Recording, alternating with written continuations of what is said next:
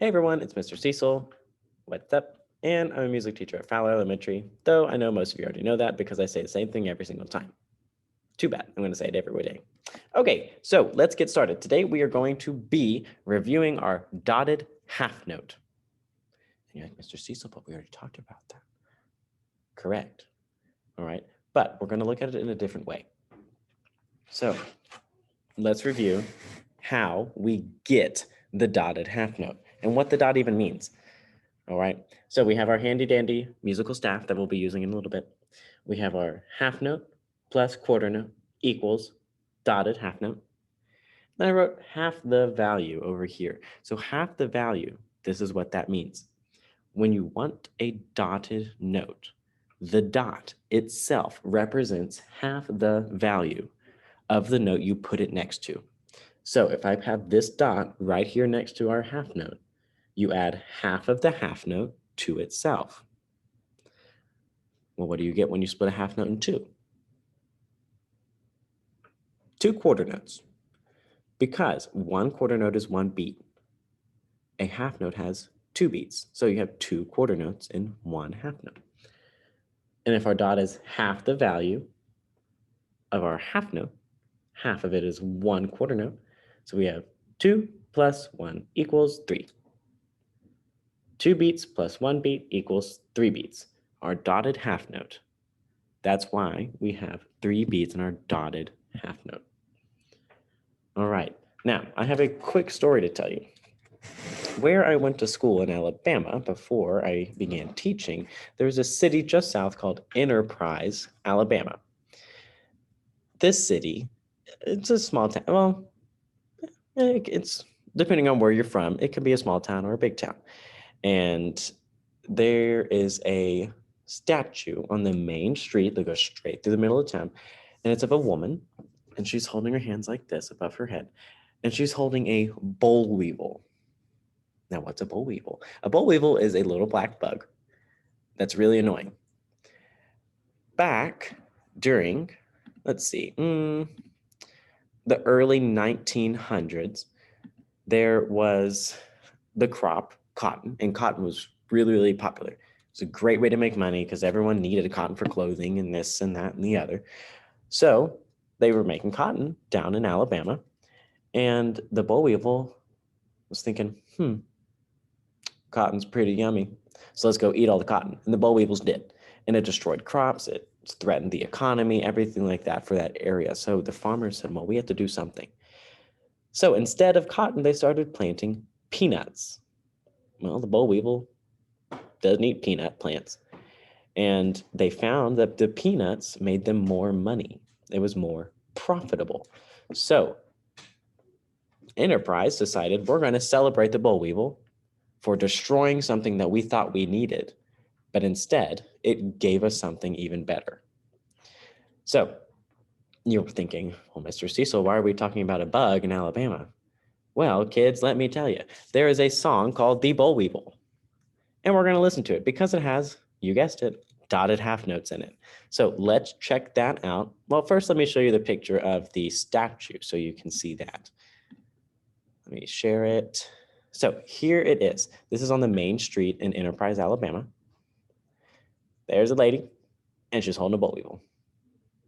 And it's still there. The statue is still here.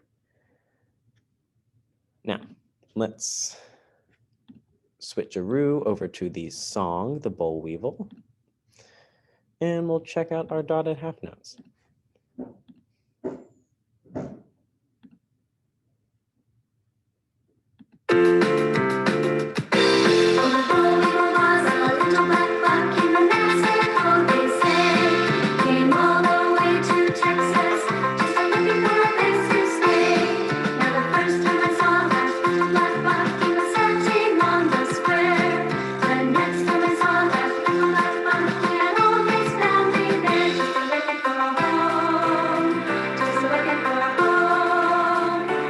And we'll stop right there. So we have our ti-ti-ta, ti-ti-ta, ta, ti-ti-ta, ta, ti-ti-ta, ta, ta, ta. And then we get to our dotted half note. So for our dotted half note, since it's longer than a quarter note, We still say ta, but we do ta. You put emphasis two extra times because we have two extra times because we have two extra beats. Ta. Now we have a 3-beat note. Now, part of the reason why we use different types of notes is to place emphasis on words, especially in singing songs with words. We put emphasis on certain words. That way the people listening are like, why are they telling me that? Why are we wanting to focus on that word? Because you're letting me listen to it longer. Now, that's not to say that quarter notes and eighth notes aren't used for emphasis. They are. But longer ones, imagine someone just saying the same word at you and they just hold it like, hello. And you're like, why'd you say it that long? Well, because I wanted you to think about it. Okay. That's part of why we can use longer notes. Now, other reasons why, we'll talk about it a different time. So all of that to say, as I circle the word say, there is a lot that we can do with our rhythms. So let's look back at, stop share. Let's look back at our fun little staff. Okay. Whenever we are wanting to create our piece of music, at least right now, we're going to separate our music into sections called measures.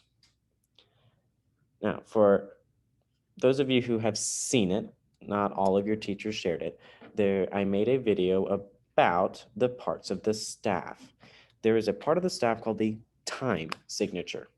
The time signature comes after the clef, in this case, the treble clef, and it tells you how many beats of music you can have in one measure.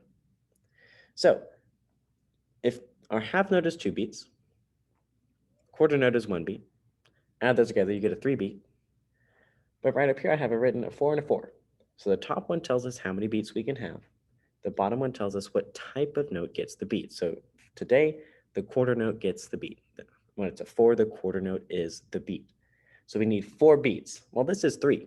So we already have 3. So let's write that in.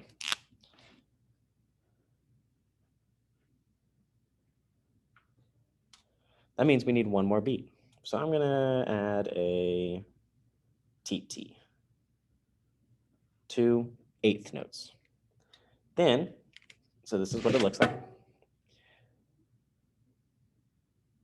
So we have 1, 2, 3, 4, because TT is 1 beat. Then I'm going to change it up. Let's see, I'll do a ticka ticka.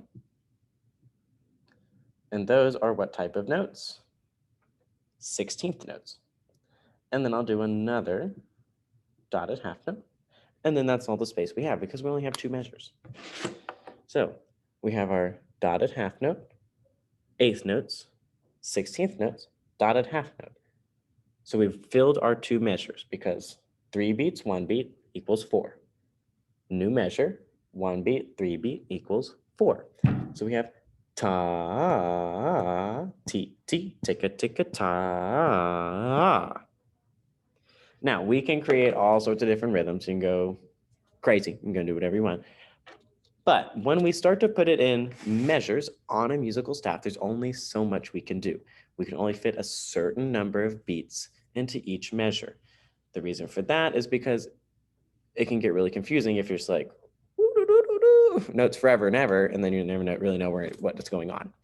Okay, so we can either use measures, or we can just have a straight line or no line at all, and you can just write like we have in other videos.